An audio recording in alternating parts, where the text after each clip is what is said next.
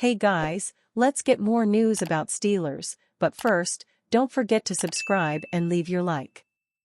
NFL admits they blew critical call on Pittsburgh Steelers star safety. Pittsburgh Steelers head coach Mike Tomlin said the NFL league office admitted to him after their 37-16 win over the New York Jets that a leverage call against Minkah Fitzpatrick was wrong. The play came in the second quarter after the Jets' second touchdown of the game.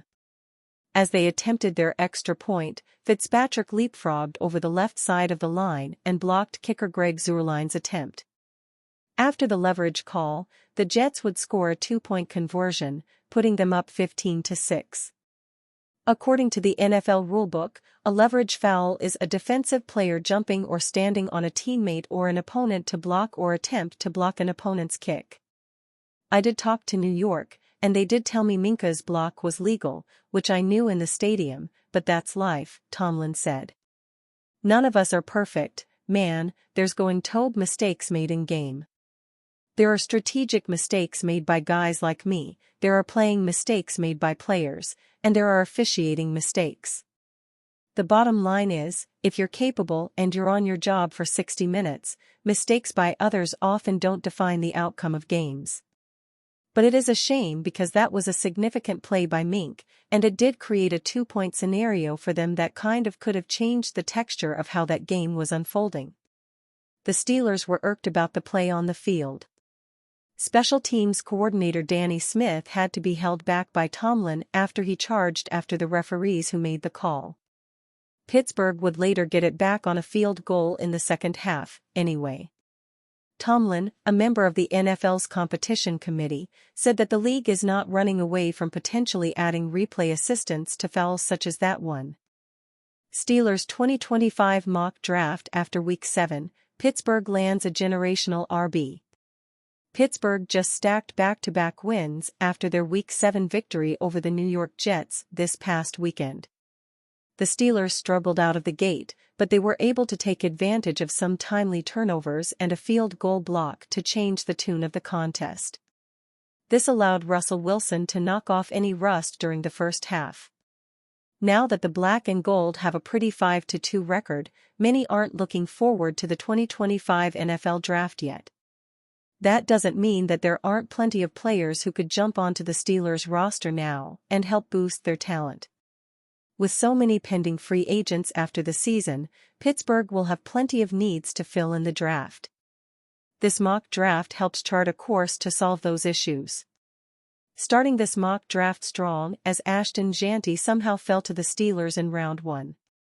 It is highly unlikely that he will fall this far in the draft, but it would be a dream addition for Pittsburgh. Najee Harris will leave after the season, and the Steelers could use a top running back like Jeanty. He is producing at an astronomical rate and is a top contender to win the Heisman Trophy. He started his career at Auburn before transferring to UCF. He has produced decent numbers throughout his career, but he burst onto the scene last year. His size is in the mold of what most NFL teams look for in prospects. Hudson has a shot to upgrade his draft stock if he can keep on his current path this season. He is currently on pace to have one of his best campaigns yet.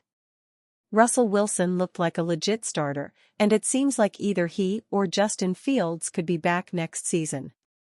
Either way, the Steelers need to add a quarterback in the draft. They picked Drew Aller here as he has a high ceiling to develop with. If Wilson is the one brought back, it would make sense for Pittsburgh to take a developmental quarterback who could start when Wilson retires in a few years.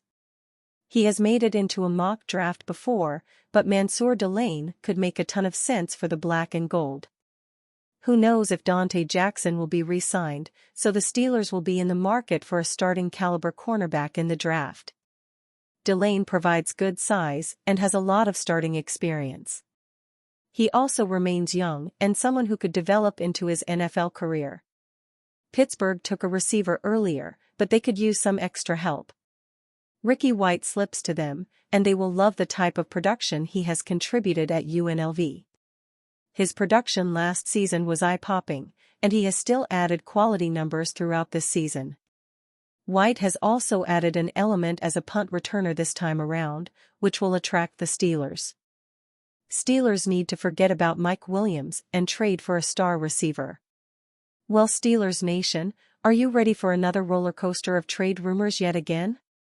New reporting from Diana Russini has claimed that the LA Rams are openly discussing with teams about a potential Cooper Kupp trade. The star receiver has missed multiple weeks this season due to injury, but he seems primed to return at any moment. A trade could develop quickly before the deadline. With the crazy number of top-end receivers who have been made available during this football calendar already, it is not a secret the Steelers will at least inquire about Kupp. He is the type of receiver the Black and Gold have been trying to acquire in a trade. Speculation arose this past week that Mike Williams of the Jets might be their top trade option, but they should try for a bigger weapon. Williams has soured on the Jets since Davante Adams was reunited with Aaron Rodgers in New York.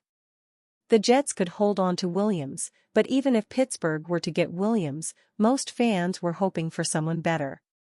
Now that Kupp has emerged in trade rumors, the hope for a star receiver to play next to George Pickens has come back to the spotlight in the Steel City.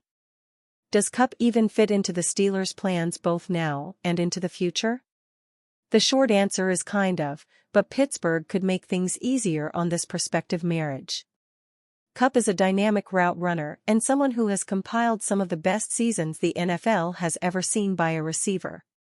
He should be able to translate well into Pittsburgh's offense. Bonus, he is a quality teammate too.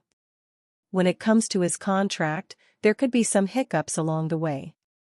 He is under contract through the 2026 season.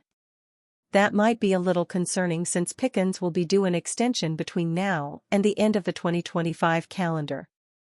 Adding Kupp could create some concern about fitting both talented receivers under the cap. That could always be a future problem to worry about. According to Russini, the Rams are willing to retain his salary if it helps jump the trade value for Kupp. That is something the Steelers and Rams have done in the past with the Allen Robinson II deal. Both teams have a strong trade history over the past couple of years. They also congregated a trade revolving around Kevin Dotson. Omar Khan and the Rams are familiar trade partners who get things across the finish line. When you break this down, Kupp might be the last star receiver out there for the Black and Gold. Williams is a solid receiver who would be an upgrade for Pittsburgh, but they could do much better by adding Kupp. This might create some cap hurdles in future years if they can't get LA to budge in negotiations. Acquiring Kupp would make Khan's past trade failures fall by the wayside. And you fan? What do you think of the situation of Cooper Kupp? Leave your opinion in the comments.